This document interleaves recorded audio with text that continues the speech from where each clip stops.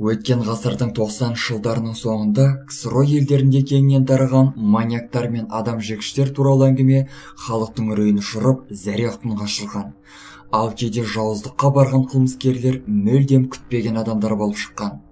Мұндай оқиғалар Қазақстанды да айналып өтпеген еді. Қазақстан халқына қорқыныш сезімін ұялатқан жауыздардың бірі Ұзынағаштан шыққан адам жегіш еді. Николай Жұмағалиев тек Қазақстан емес, Қырғызстан, Өзбекстан және Ресей халқын ондаған жылдар бойы қорқытып келген болатын.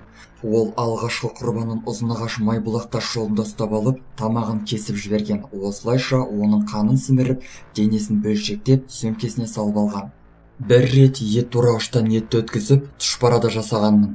Өзім ғана жедім. Ешкімге бөліп бермедім, деді Жұмағалиев. 1979 жылы Ұзынағаштық адам жегіш тағы да 5 адамды өлтірген.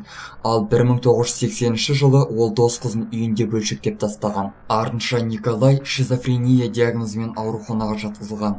Кейіннен жындыханаға жіберілген азамат көліктен қашып кетіпті.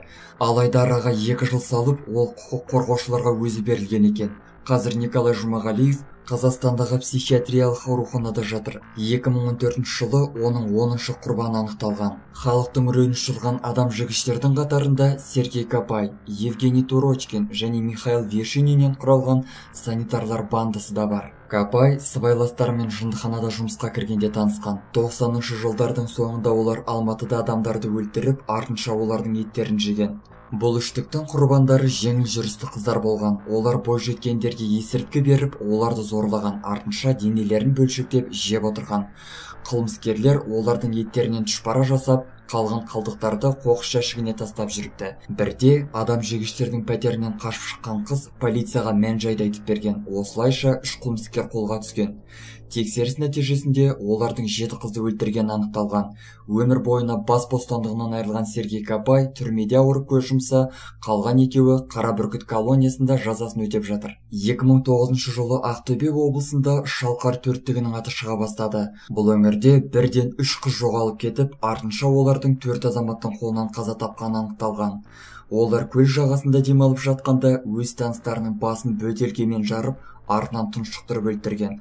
Арада аз уақыт өткен соң дәл осы көл жағасында 2-ші қыздың басын жарып жіберген екен.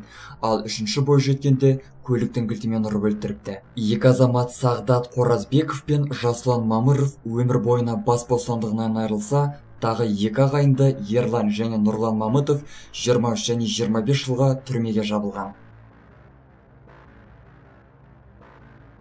Достар, біздің каналға жазылып, лайк басуды ұмытпаңыздар. Келесі шығарылымдар тек қана сіздер үшін.